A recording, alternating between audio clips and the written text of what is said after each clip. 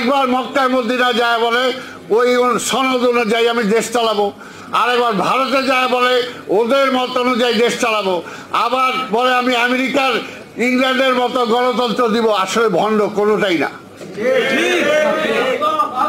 কোনোটাই না।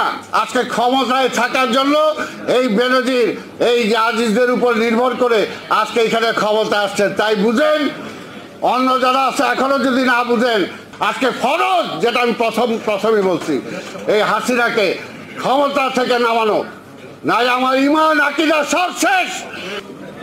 এইটাও বিএনপি, কদিন আগে ঝড় আইছিল, বললো এইটাও বিএনপি আনাইছে ঝড়, নিজেরা দেশ চালাইতে পারে না। পাশাপাশি এমন একটা অবস্থা হয়েছে যে আজকে দেশটাকে তারা একদম বানায় দিছে, জাহান্নাম বানায় দিছে। তো এই জাহান্নামের থেকে বাঁচতে হলে এই যে আপনারা যারা আছেন, আমি জানি আমার চেয়ে ভালো বক্তা আপনারা সবাই, আপনারা ওয়াজ করেন, বিভিন্ন মসজিদে যান, বিভিন্ন কিছুতে যান, আপনার ধর্মীয় বয়ান করেন, এবং যে কারণে ওয়াজের উপরেও আজকে সরকারের বিধিনিষেধ আছে। কিন্তু তারপরে বলবো আপনারা প্রত্যেকটা এলাকায় আজকে ওয়াজের নামে জনগণকে সত্যিকার দেশের অবস্থাটা তুলে ধরতে হবে, সাহস করে বলতে হবে, ইমানি দায়িত্বটা পালন করতে হবে। এটা শুধু একা মির্জা ফখরুল ইসলাম আলমগীরের দায়িত্ব না, এটা শুধু একা তারেক রহমানের দায়িত্ব না, বেগম খালেদা জিয়ার দায়িত্ব না, এটা আপনার আমার সবার।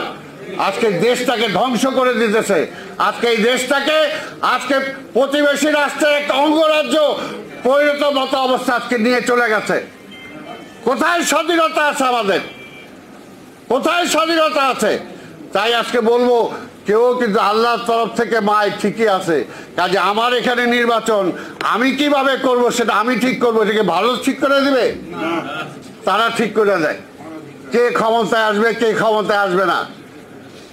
ভণ্ড এগুলো তো আগে তো এই সুযোগও পায় নাই, এখন সুযোগ হয়েছে।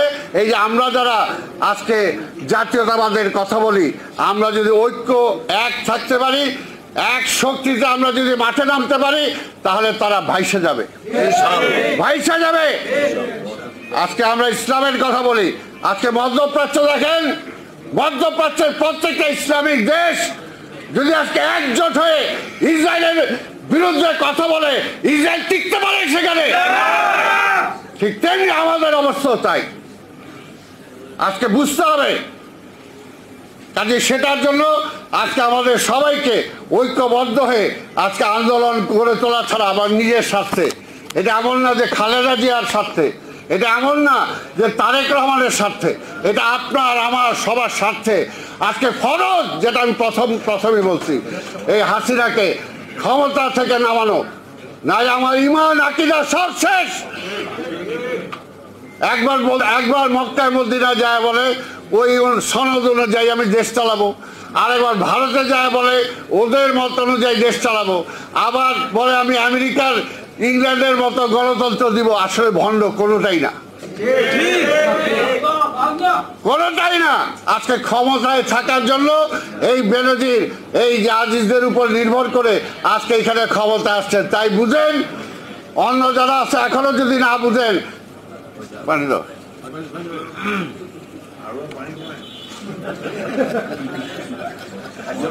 শেষ পানিটা ওরা তুলে দেওয়া পর্যন্ত তো খাইতে হবে, বাচ্চা থাকতে হবে।